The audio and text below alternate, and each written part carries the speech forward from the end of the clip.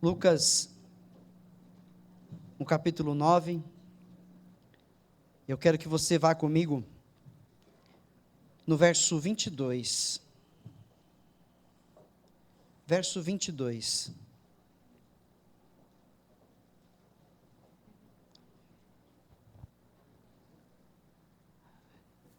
Põe na atualizada, por favor.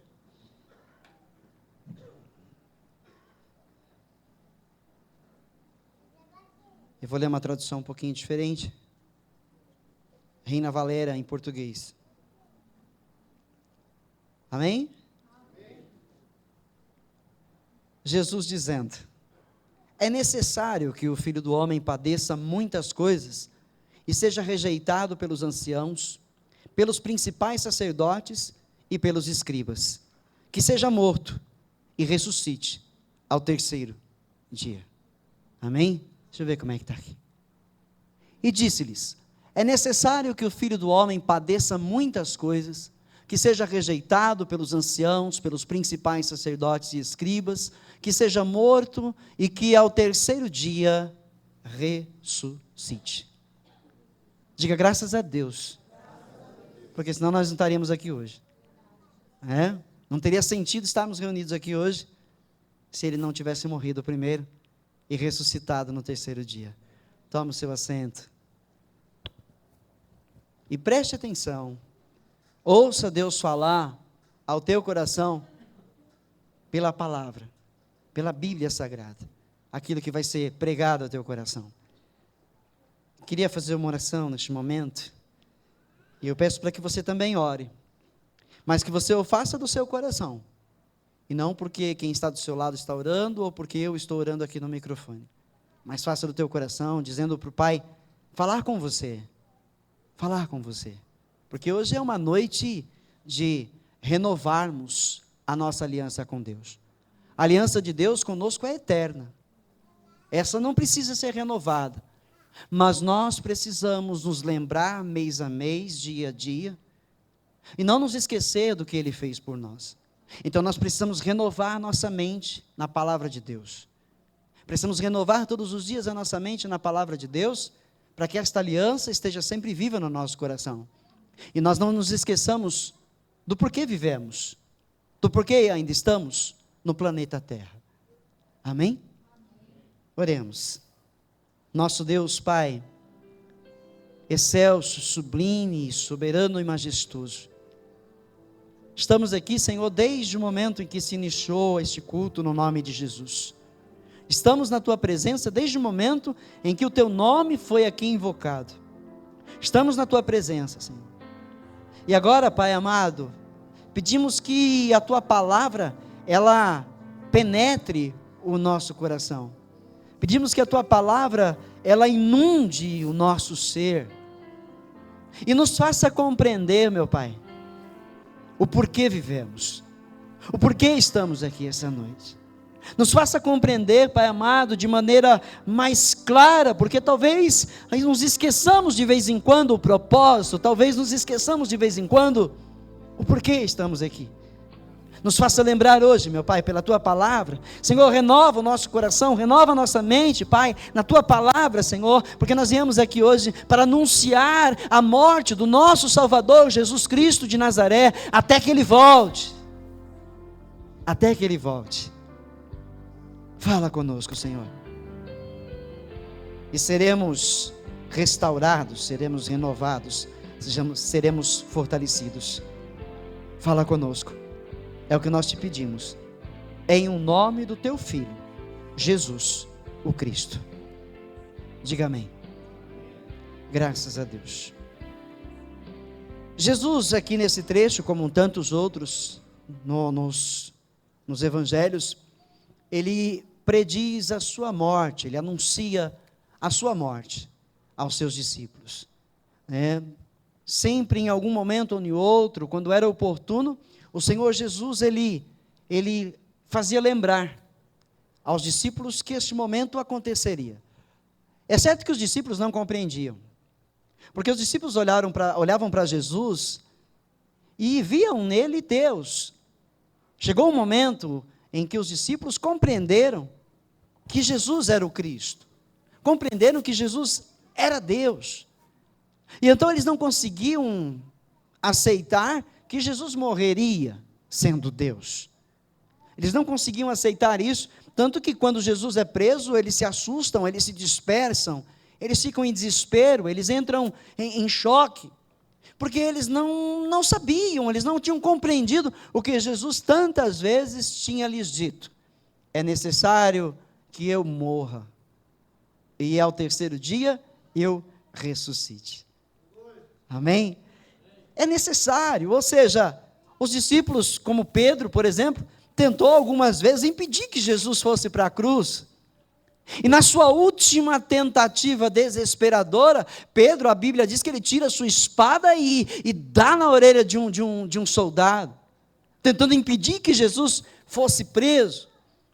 E Jesus, ele adverte Pedro, manda Pedro guardar a espada, diz que ele não deve usar a espada, porque se ele usar a espada, ele vai também sofrer da mesma maneira, aquele que usa a espada, morre a espada.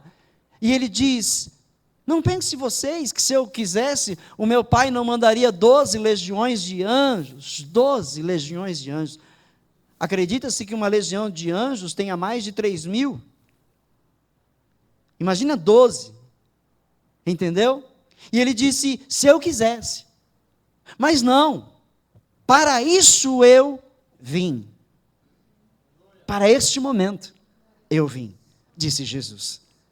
E aqui ele está dizendo exatamente isso: é necessário que o Filho do Homem padeça muitas coisas, sofra, seja rejeitado pelos anciãos, pelos principais sacerdotes, pelos escribas, tudo pessoas, 3 classes de pessoas que conheciam as Escrituras. Ele seria rejeitado por 3 classes de pessoas que conheciam bem as Escrituras, que conheciam bem a seu respeito, que conheciam bem as profecias sobre o Messias de Deus, sobre o Cristo. Estes o rejeitaram. E o rejeitaram porque tinha que ser dessa maneira.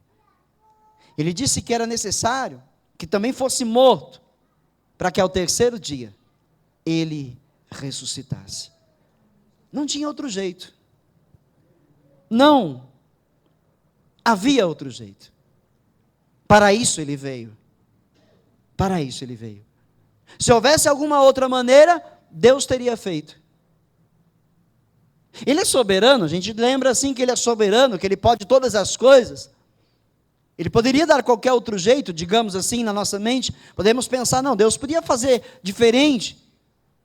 Mas o próprio Senhor, o próprio Yahvé, estabeleceu assim na eternidade. Ele mesmo estabeleceu que o cordeiro seria morto antes da fundação do mundo. Já lá na eternidade, já estava predito, já estava determinado, já estava concretizado que ele seria morto. Entende? E se você for comigo em João 12, vá no próximo evangelho aí, após Lucas, João 12, no verso 24, Jesus faz os discípulos compreenderem, ele ensina os discípulos acerca da necessidade da sua morte, da necessidade, do porquê que ele tinha que morrer. João 12, verso 24, ele diz aos discípulos: em verdade vos digo, que se o grão de trigo não cair na terra e morrer, fica só, mas se morrer, dá muito fruto. Entendeu? O porquê que Jesus precisava padecer, o porquê que ele precisava sofrer, porque Jesus veio para experimentar as dores humanas, ele veio para participar daquilo que os seus sofriam na terra. Ele veio, padeceu todas as coisas e foi morto, porque quando morto, com uma semente de trigo morta, que plantada, regada, cresce e dá muito fruto, assim ele, após a sua morte, no terceiro dia, ressuscitando, daria muitos frutos, e frutos para a eternidade. frutos que não podem mais ser destruídos, que não podem ser mais queimados, que não podem mais ser exterminados. É fato que desde os tempos bíblicos, desde os tempos dos Atos dos Apóstolos, que muitos têm tentado destruir a fé, muitos têm tentado destruir a crença em Jesus Cristo. Em todos os tempos conhecidos na face da humanidade, a partir da morte e ressurreição de Jesus, povos, pessoas, homens poderosos, autoridades poderosas têm tentado apagar da mente das pessoas Jesus Cristo, e não tem conseguido. Não tem conseguido. Ainda na época dos apóstolos, eles estavam numa discussão ferrenha sobre como matar todos, exterminar todos. E então um certo chamado Gamaliel, um professor de teologia, vai lá e diz: não precisamos, não devemos fazer isso, porque se esta crença for de Deus, se estes seguidores são realmente de Deus, se este Jesus é mesmo o Cristo, então ele vai perdurar para sempre. Mas se ele não for, já ninguém fala mais nele. Ele vai ser meramente lembrado como um homem que existiu no passado, um profeta qualquer, um homem importante, que fez uma história. E Gamaliel estava certo. Ou uma ou outra coisa iria acontecer. O nome de Cristo não foi apagado, não foi esquecido, pois desde aquele tempo até os dias de hoje, milhares de vidas têm se convertido a Jesus. Todos os dias tem pessoas se convertendo a Jesus. Todos os dias vidas têm tido as suas vidas transformadas pelo poder que há no nome de Jesus Cristo. Todos os dias. Todos os dias, não há um dia sequer em que vidas não são renovadas em Cristo, não há um dia sequer em que a velha criatura não morra e uma nova renasça em Jesus. E isso vai ser até o tempo do fim, até o retorno do nosso Salvador, porque a Bíblia diz que da mesma maneira que ele subiu, ele vai voltar e vai nos levar. Todo aquele que creu em Jesus, desde os tempos mais antigos, todos aqueles que creram em Jesus, dormiram em Jesus, viverão eternamente. Todos. A igreja de Cristo de todos os tempos estará com ele nos céus em breve. A igreja de todos os tempos estará com Jesus reunida para as bodas, para uma grandiosa festa, porque ele disse que ele não beberia do fruto da vide e não comeria do pão até que ele voltasse outra vez e o fizesse conosco. Está preparada essa mesa nos céus. Está preparado esse banquete no reino celestial de Deus. A mesa já está posta. O momento já foi preparado. Já, toda a igreja de Jesus estará com ele nesse banquete. E ele vai cear conosco, porque ele prometeu. Mas enquanto isso não ocorre, ele disse: façam isto em memória de mim, até que eu volte. Fazendo isso, vocês continuarão anunciando a minha morte, até que eu retorne a vocês. Uma ordenança direta de Jesus para aquele que o ama, para aquele que o teme, para aquele que crê nele. Amém?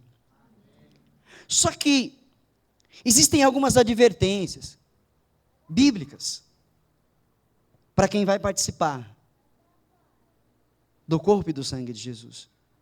Existem advertências. Todo aquele que é salvo, todo aquele que crê em Jesus, precisa tomar algumas decisões na vida, precisa tomar algumas atitudes na vida e viver por elas. E viver por elas. Eu quero que você deixe aí marcado João 12 e não perca. E vá em 1 Coríntios, no texto conhecido por todos nós, no capítulo 11. E no verso 28. 1 Coríntios, no capítulo 11, no verso 28.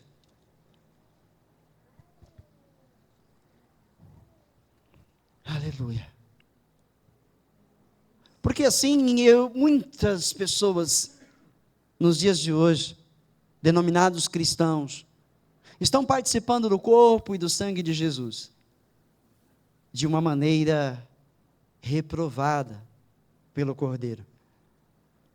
Mas você foi chamado, você foi escolhido, para participar deste momento, sempre em santidade, sempre vivendo para este Deus, em todo o seu dia, em todo o seu tempo de vida sobre a terra. E Paulo, no capítulo 11, ele está advertindo a igreja sobre os abusos que acontecem na ceia de Jesus. Se a gente for analisar a fundo aqui, nós vamos entender que muita gente aqui nessa igreja já foi totalmente reprovado, não é mais salvo, não é salvo. Porque eles estavam participando da ceia como se fosse festa, estavam comendo para se fartar, estavam bebendo para se embriagar. É o que Paulo diz no texto. E Paulo diz, não é assim que deve ser. Porque o que eu recebi do Senhor, é que na noite em que ele foi traído, ele tomou o pão, deu graças, deu aos seus discípulos e disse, tomem dele e comam todos vocês, porque isto é o meu corpo. E da mesma maneira, após comerem do pão, ele deu a eles o cálice e disse, tomem dele todos vocês, porque este cálice é o cálice no meu sangue, o sangue da nova e eterna aliança, o Novo Testamento no meu sangue. Sempre que vocês comerem, sempre que vocês beberem, façam em memória de mim, anunciando a minha morte. Paulo começa a advertir a igreja de Coríntios a que voltem a um culto aprovado por Deus. A um culto aprovado por Deus. E lá no verso 28, ele diz, portanto, examine cada um a si mesmo, e então coma do pão e beba do cálice. Examine-se cada um a si mesmo, e então beba do cálice. Por quê? No verso 29, porque o que come e bebe indignamente, sem discernir o corpo do Senhor, come e bebe para o seu próprio juízo. Por isso, no verso 30, há muitos enfermos e fracos, e muitos que já dormem, já morreram. Talvez você e eu não tenhamos entendido bem ainda o que isso realmente quer dizer também que eu chego na igreja aqui, vou participar do corpo e do sangue de Jesus, e aí eu me lembro que eu cometi alguns pecados na semana, então por isso eu não posso tomar a ceia, por isso eu não posso participar da ceia. É quando eu me lembro que a minha esposa não é convertida, e eu não posso me batizar porque ela não é convertida, mas eu sou, mas não posso me batizar e não posso cear. São muitos os entendimentos, e esses entendimentos são entendimentos meramente humanos e errados. E então muita gente não ceia porque não compreende a profundidade do que é cear. Tem medo porque não conhece a verdade, não sabe do que se trata esse texto. Hoje teve uma discussão com a esposa, então nenhum nem outro vai cear. Porque discutiram. Será que é isso mesmo? Será que realmente é isso que a palavra está dizendo para nós?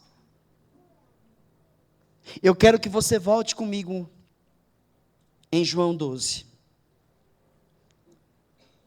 Eu quero que você volte comigo em João 12. E pegássemos de novo do verso 22, prosseguindo alguns adiante. João 12, 22. Ou melhor, 24, perdão. Em verdade vos digo, que se o grão de trigo não cair na terra e morrer, fica só, mas se morrer, dá muito fruto. Parece que Jesus falou só dele ali. E a minha primeira parte da mensagem, falei que ele estava falando dele. Mas ele é o modelo. O que ele fez, ninguém pode fazer mais. Porque a sua morte nos trouxe a vida. Amém? Mas ele ordena que nós sigamos o seu exemplo. Ele ordena que nós vivamos como ele viveu.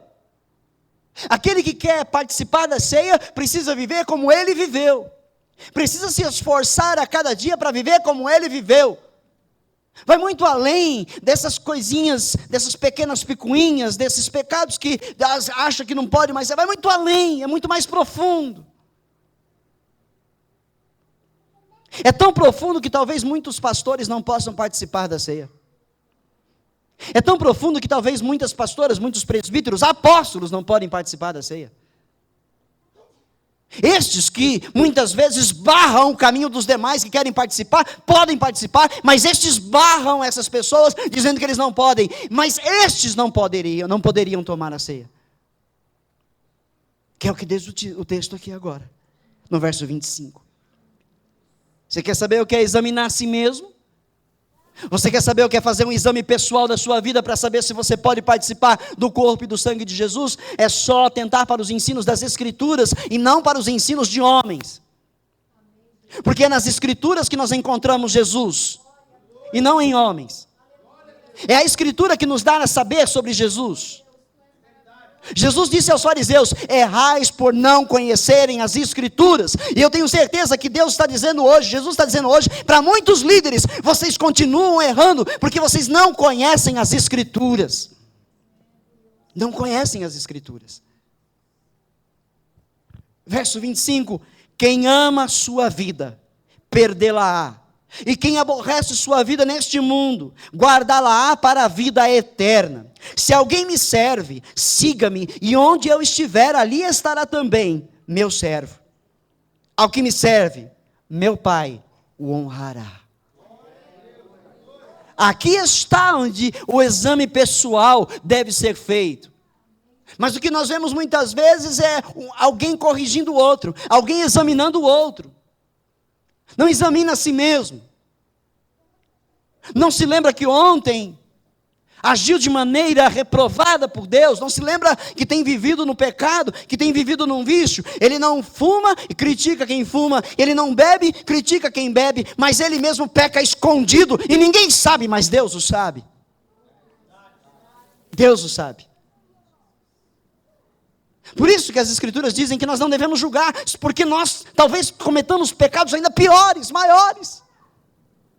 Entende? O exame pessoal é: quem ama a sua vida, perdê-la-á. E quem aborrece sua vida neste mundo, guardá-la-á para a vida eterna. Ou seja, eu preciso negar a minha própria vida nesta terra, como Jesus fez com a dele. Em diversos textos ele diz: eu não vim a este mundo fazer a minha vontade, mas a vontade do Pai que me enviou a este mundo. Por muitas vezes ele declara isso. Há um momento de batalha espiritual na carne de Jesus, no Getsêmani, momentos antes dele ser preso. Há uma batalha travada na sua carne, aonde ele angustiado até a morte, ele clama: Pai, se for possível, afasta de mim esse cálice, que eu não precise beber dele. A carne de Jesus, angustiada, sentindo já a dor do que vai sofrer adiante, então ele clama: se for possível, passa de mim esse cálice. Mas ao mesmo momento, na sequência, Jesus, ele retoma as suas forças como servo de Deus, e diz: todavia não seja feito o meu querer, mas o teu, Senhor, o teu. É aí onde eu e você precisamos fazer um exame pessoal das nossas vidas. Será que eu tenho matado a minha carne diariamente para fazer a vontade de Jesus Cristo? Será que eu realmente tenho vivido uma vida que eu possa dizer: Senhor, eu tenho feito a sua vontade?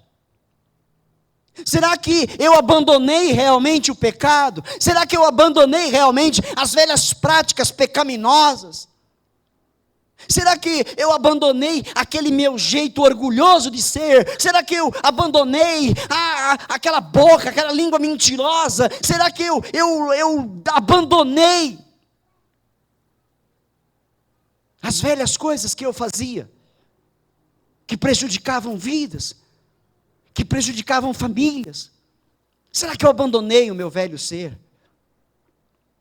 Porque quem ama a sua vida vai perdê-la por amor a Jesus.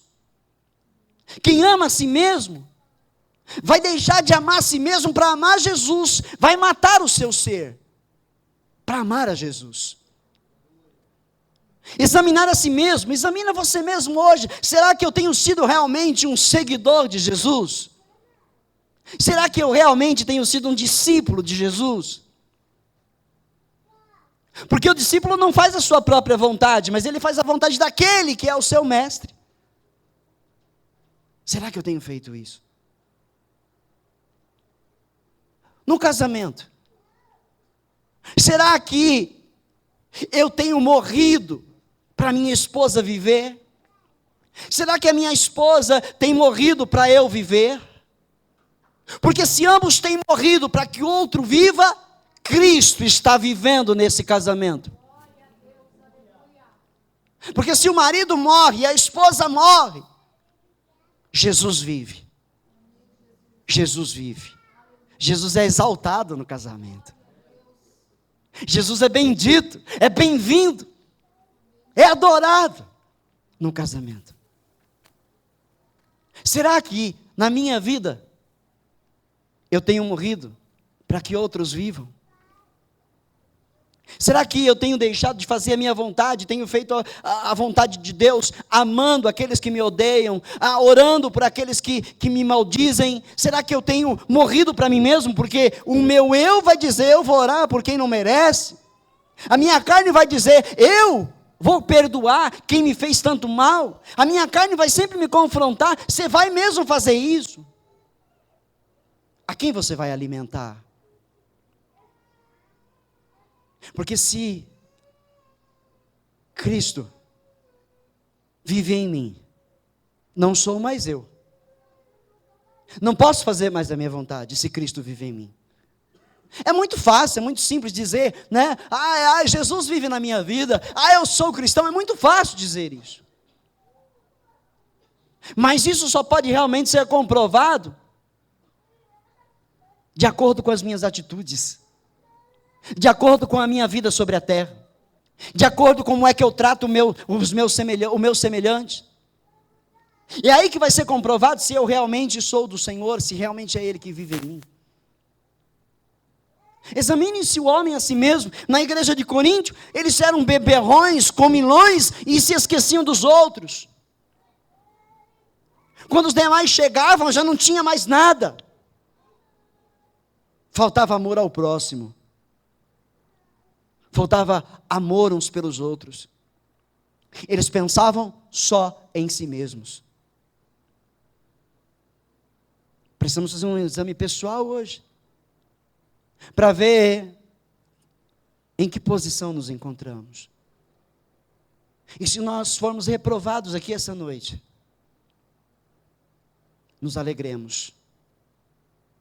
Se nós formos reprovados aqui essa noite, louvemos a Deus, porque o Espírito Santo é quem está agindo em nós, para causar em nós um verdadeiro arrependimento e uma mudança real de vida sobre a terra, para que Cristo seja visto em nós. Entendeu? Há um outro texto em João 6, onde Jesus discursa a muitos discípulos. João 6, verso 51. E ele diz: eu sou o pão vivo que desceu do céu. Se alguém comer deste pão, viverá para sempre. E o pão que eu der é minha carne, que eu darei pela vida do mundo. Portanto, os judeus disputavam entre si, dizendo: como pode este dar-nos a comer sua carne? Jesus lhes disse: na verdade vos digo, se não comerdes a carne do Filho do Homem, e não beberdes seu sangue, não tereis vida em vós mesmos. Quem come minha carne e bebe meu sangue, tem a vida eterna. E eu o ressuscitarei no último dia. Porque minha carne é verdadeira comida e meu sangue é verdadeira bebida. Quem come minha carne e bebe meu sangue permanece em mim e eu nele. Assim como o Pai que vive me enviou e eu vivo pelo Pai, assim quem de mim se alimenta também viverá por mim. Este é o pão que desceu do céu. Não como vossos pais que comeram o maná e morreram. Quem comer deste pão viverá eternamente. Jesus está pondo a condição para sermos salvos. Porque nós temos ouvido que basta confessar Jesus, está tudo certo. Temos ouvido que basta você declarar que Jesus é teu Senhor e teu Salvador e está tudo certo. Mas eu não encontro isso nas Escrituras. O que eu tenho encontrado nas Escrituras é que eu preciso estar disposto a morrer para mim mesmo, para que Ele viva em mim. É aí que eu sou salvo. É aí que eu sou salvo. Comer da sua carne, beber do seu sangue, é comer do seu sofrimento, é estar disposto a sofrer com Ele, é estar disposto a ser afrontado, confrontado no mundo, mas permanecer em santidade, louvando a Deus, sem perder mais o controle emocional, sem perder mais a paz, e deixar o ódio tomar conta de si. Entende? Requer em nós uma mudança real, não superficial. Só pelo fato de eu beber e não bebo mais, já sou convertido. Só pelo fato de que eu fumava e não fumo mais, eu já estou convertido. Só pelo fato de que eu não era casado e agora estou casado, eu já sou convertido. Não, é uma vida totalmente transformada em cada área que ela tem. É ter uma vida totalmente transformada no trabalho, em casa, na igreja, e onde quer mais que eu venha estar, aonde quer mais que eu venha estar, e que pessoas me vejam, a minha vida tem que causar algum dano na vida dos outros, algum dano no sentido de, este homem é louco, esta mulher é louca, agora é um fanático, agora é uma fanática, tem que causar alguma coisa boa em outros, que estão perdidos, e olhar para mim, e dizer, este homem é feliz, esta mulher é feliz, o que é que está acontecendo? Por que ele vive assim? Quando tudo vai mal, por que ele ainda sorri? Ele está sofrendo, por que ele ainda se alegra? Tem que causar algum tipo de impacto na vida do mundo, a minha vida. E isso só vai acontecer se eu realmente deixar que Cristo transforme todo o meu ser, porque tem muito crente que tem áreas da vida que ele não deixa Jesus tocar, tem muito crente na igreja que tem áreas da sua vida que ele não abre a porta para Jesus de jeito nenhum, porque ele acha que isso é problema só dele, e por isso ele não vai ser mudado nunca, por isso ele não vai viver uma nova vida nunca. E quem não se alimentar da carne de Jesus e não beber do sangue dele, quem não renunciar a si mesmo, não pode herdar o reino dos céus. Não pode herdar o reino dos céus. Nós temos que tomar cuidado, porque existe um falso evangelho sendo pregado. E esse falso evangelho, ele tem contaminado milhões de pessoas. Esse falso evangelho tem pregado uma falsa salvação. Só pode haver salvação se eu morrer para o mundo. Eu só posso ser salvo se eu também morrer para o mundo. Porque se eu não morrer para o mundo, eu ainda não sou salvo. Olha o que diz Paulo em Romanos no capítulo 6. Talvez fique mais claro. Olha o que ele diz no capítulo 6 de Romanos.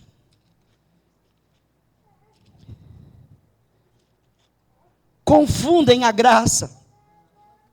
Confundem a graça.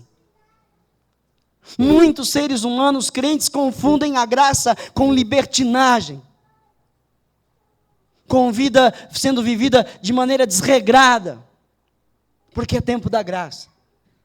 E houveram pessoas exatamente assim no tempo de Paulo, e eles perguntaram para Paulo: o que vamos dizer? Permaneceremos no pecado para que a graça superabunde em nós? Olha a reprovação de Paulo: de maneira nenhuma, nós os que morremos para o pecado, como viveremos ainda nele?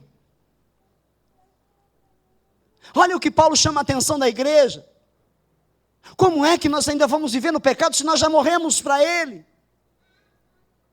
Não podemos mais pecar, não devemos mais pecar. E ele continua: ou ignorais que todos os que fomos batizados em Cristo Jesus, fomos batizados em sua morte. Comemos da sua carne e bebemos do seu sangue. Fomos batizados na sua morte. Fomos, pois, sepultados juntamente com ele para a morte, por meio do batismo, a fim de que, como Cristo ressuscitou dos mortos pela glória do Pai, assim também andemos em quê? Novidade de vida. Uma vida diferente. Nunca, jamais vivida, mas agora vivida em Cristo. Não mais dado ao pecado, mas dado à morte. Por amor a ti, somos entregues à morte todos os dias, diz Romanos. Por amor de Jesus, todos os dias somos entregues à morte. O que isso quer dizer? Que eu não vivo mais uma vida de pecado, sou confrontado, sou tentado todos os dias, mas não me dou mais a viver aquela velha vida. Todos os dias eu morro para este mundo e vivo para Jesus. Eu preciso, eu tenho necessidade de fazer isso. Eu sinto no meu coração a necessidade de viver essa vida que Cristo diz que eu tenho que viver. O teu coração deve também estar sempre inconformado com o mundo. A tua mente tem que estar todos os dias inconformada com o mundo. Você não pode mais se dar ao luxo de viver uma vida medíocre sobre a terra como os demais vivem. É uma vida de morte para o mundo todos os dias. Todos os dias. Entende? O que Cristo está dizendo para nós. Porque se fomos plantados juntamente com Ele na semelhança de sua morte, assim também o seremos na sua ressurreição. Conhecedores disso, de que nosso velho homem, foi crucificado com ele para que o corpo do pecado seja destruído. Ou seja, você agora, eu, somos o templo do Espírito Santo. Este aqui ainda é o corpo do pecado. Este aqui ainda é o corpo da natureza pecaminosa. Ele ainda é poluído, ele ainda é contaminado. Mas agora o Espírito Santo de Deus mora nele. E porque o Espírito Santo de Deus mora nele, o sangue de Jesus veio sobre nós e nos purificou de todas essas trevas, de todo esse mal. E agora nós controlamos o nosso corpo para que ele seja o templo do Senhor todos os dias. Nós controlamos o nosso corpo, controlamos a nossa língua para que ele seja todos os dias a morada do Altíssimo Deus. É isso que Deus quer da sua igreja. Este é evangelho. Este é evangelho em que nos confronta. O evangelho nos confronta diariamente. Não é aquele que faz a nossa vontade. Não é aquele que eu venho para a igreja e saio com chave de carro na mão. Não é aquele que eu venho na igreja e saio curado de todas as enfermidades e posso viver a minha vida do jeito que eu quero. Não, o verdadeiro evangelho me confronta. Todos os dias ele bate de frente comigo. Todos os dias o verdadeiro evangelho bate de frente comigo. E diz: e aí, como é que você vai viver? Vai continuar na velha criatura ou vai aceitar viver a nova em Jesus? Todo dia. Todo dia, sem cessar, é assim o verdadeiro evangelho. Cuidado, porque naquele dia tem muitos que vão dizer: Senhor, Senhor, mas eu fiz isso, eu fiz aquilo outro, eu tinha igreja grande, olha só, a igreja era rica, olha, muito dinheiro entrou, muitas pessoas lá, e ele vai dizer: cuidado, não conheço você. Não sei quem você é. Se afaste de mim. Porque aquele que quer entrar no reino de Deus precisa morrer primeiro. Precisa morrer primeiro. Para si mesmo. Para então entrar no reino de Deus. É assim que é a base da igreja. A base dos meus aconselhamentos a casais: morram para si mesmos, comecem tudo de novo. Começa de novo, não importa quem errou, não importa o que passou ontem, não importa, o negócio é agora. Cristo quer que vocês vivam uma nova vida agora. Não tragam o passado de volta. Ele está dizendo que o passado dele não se lembra mais. Não tragam de volta passado. Não traga de volta ressentimentos. Não ressintam o passado. Vivam em novidade de vida. Nova criatura.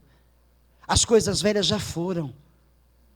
Agora tudo se faz novo. Está disposto? Ruth 1,16. Ruth 1,16. Um exemplo do que é ser alguém disposto a viver para outro e não para si mesmo. Ruth 1,16.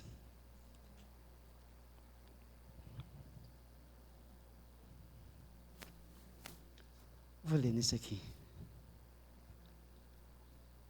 Respondeu, porém, Ruth: não me instes a que te abandone e deixe de seguir-te, porque aonde quer que tu fores, irei eu, e onde quer que pousares, ali pousarei eu. O teu povo será o meu povo, o teu Deus será o meu Deus.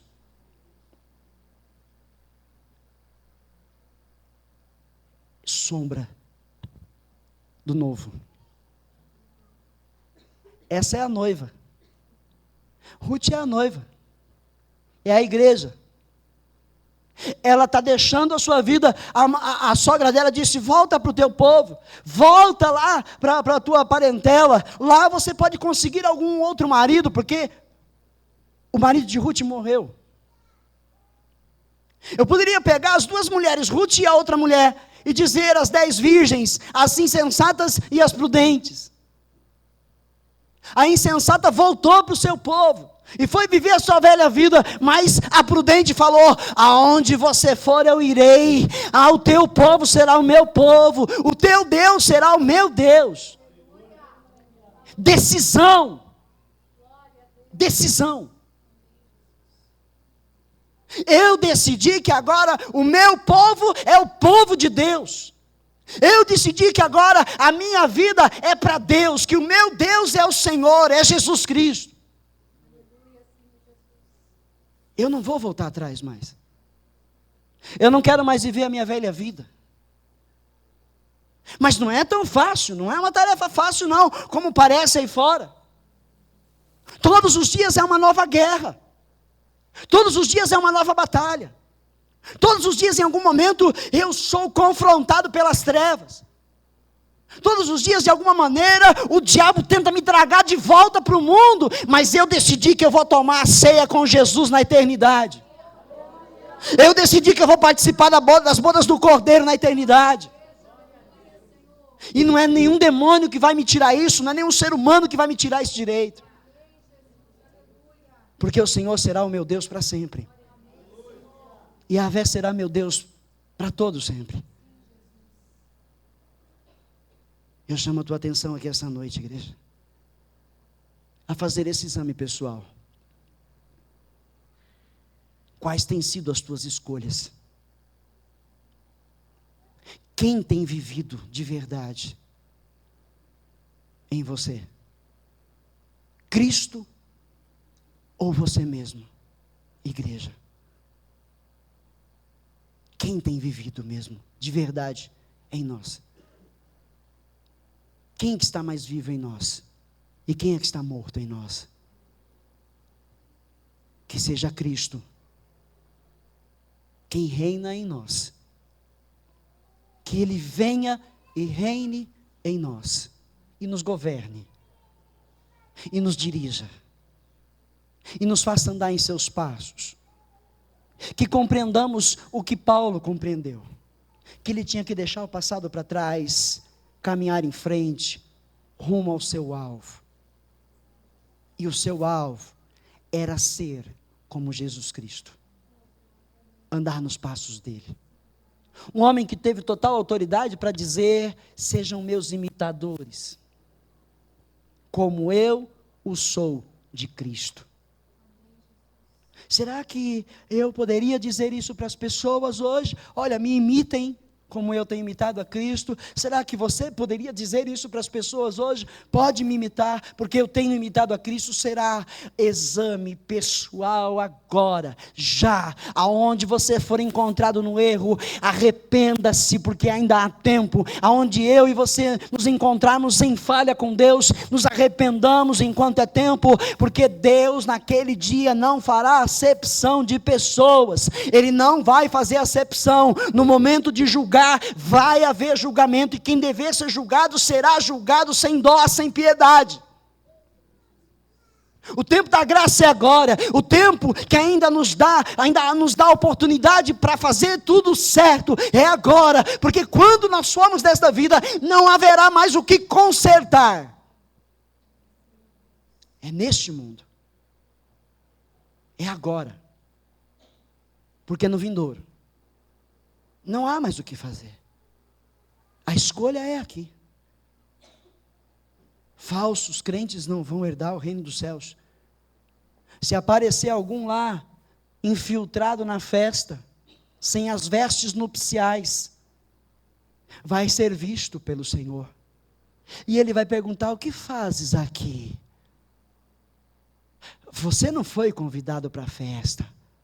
E Ele dirá aos seus anjos: peguem esse e o carreguem para o lago de fogo e enxofre, porque ele não pertence a esse reino. Portanto, igreja, vista-se hoje com as vestes nupciais, manchadas com o sangue de Jesus Cristo. Vista hoje essas vestes, e não as suje. Não a suje com o pecado. Mantenha ela limpa, salpicada com o sangue de Jesus, que te purificou de todo o pecado.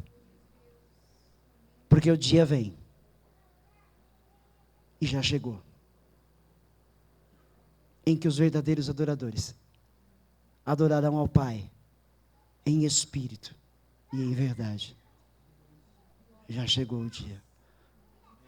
Cristo está às portas. A promessa é real. A Bíblia é a verdade. E a promessa vai ser cumprida. Já se ouvirá o som de trombeta, tocada pelos anjos. E anjos em todo o planeta, recolhendo o que pertence ao Cristo de Deus. arrebatando todo aquele que foi achado com o sangue do Cordeiro nas suas vestes. Já já ele volta, já já ele vem. A mudança tem que ser já. A mudança tem que ser já. É hora de levar o Evangelho mais a sério. É hora da gente cear com consciência. Este momento é só uma representação, ordenada por Jesus. É a hora de sermos aprovados nesse momento. E eu queria agora que você abaixasse a tua cabeça. E que agora você, por um momento, se esquecesse que tem mais pessoas ao seu redor e você falasse com Deus. Apresente a tua vida ao Senhor. Se o Evangelho essa noite confrontou a tua vida, fale com Deus. Peça perdão pelos seus pecados. Se o Evangelho confrontou você, porque a mim ele confrontou. Todo-Poderoso Deus, estamos aqui nessa noite tão especial, Pai, para participarmos do corpo e do sangue de Jesus, comer da sua carne, beber do seu sangue. Estamos aqui, Senhor, fazendo análise, meu Pai, pessoal, olhando para dentro de nós mesmos. Veja se há, Senhor, em nós caminhos maus. Veja se em nós, meu Pai, meu Pai, aquilo que Tu reprovas. E Teu Espírito Santo agora, Senhor, nos faça lembrar, nos faça compreender, nos faça nos humilhar diante da Tua presença, porque a Tua palavra declara que devem ir ao Senhor todos os pecadores e lavarem as suas mãos com o sangue de Jesus, para sermos purificados. Lava-nos, Senhor, com o sangue de Cristo. Lava-nos, Senhor, com o sangue do Cordeiro que tira o pecado do mundo. Liberta-nos, meu Pai, da nossa carne. Liberta-nos, meu Pai, do ego. Liberta-nos, ó Pai, do orgulho. Liberta-nos, meu Pai, do nosso eu, que tem governado tantas vezes. Liberta-nos, meu Pai, dos nossos próprios pensamentos mesquinhos. Liberta-nos, ó Pai, de um linguajar impróprio para um ser chamado Teu Filho. Liberta-nos, Pai, de uma mente poluída. Liberta-nos, ó Pai, de ações pecaminosas, pois não queremos mais viver na prática do pecado. Nós sabemos que morremos para o pecado e vivemos para o Senhor. Nós sabemos, ó Pai, que nós não podemos mais viver na prática do pecado. Ó Senhor, liberta-nos agora, que haja um verdadeiro arrependimento em cada coração, que haja, meu Pai, o esforço pela mudança diariamente, que haja esforço, para que Tu, Senhor, se alegres de nós, para que Tu se alegres de nós. Essa parte é nossa, somos nós que devemos nos esforçar, somos nós que temos que ter bom ânimo em andar pela fé, somos nós que temos que tomar a posição, as atitudes certas para louvar Teu nome, Senhor. Nos fortalece, que nós consigamos, porque se eu estiver decidido, as trevas não irão me impedir, porque Teu Espírito habita em mim. As trevas não poderão me impedir, porque maior é Jesus que habita em nós do que este que está no mundo, Satanás. Se eu, igreja, estou decidida, se eu, igreja, estou totalmente decidida a não pecar mais, não pecarei. Se eu, igreja, estou decidido a permanecer em santidade permanecerei. Com luta, com batalha, com guerra, mas permanecerei na Tua presença, Senhor, me derramando no Seu altar, fazendo a Tua vontade, e não o que eu propriamente quero para mim. Pai soberano, Jesus Santo Espírito, nos ajuda a vencermos esta guerra particular, individual, em o nome de Jesus, Pai, em o nome de Jesus. Nos perdoa, Senhor, de pecados que cometemos. Nos perdoa, Senhor, por termos talvez negligenciado no chamado, naquilo que o Senhor nos chamou a fazer. Nos perdoa, Senhor, por termos dado umas voltas a mais, longe da Tua presença, pois hoje entendemos o que a Tua palavra falou conosco, entendemos o que Teu Espírito está dizendo dentro de nós. Nos ajuda, Senhor, a vencer, para o Teu louvor e para a Tua glória. Que o Senhor Jesus possa ser visto em nós, de uma maneira real, verdadeira.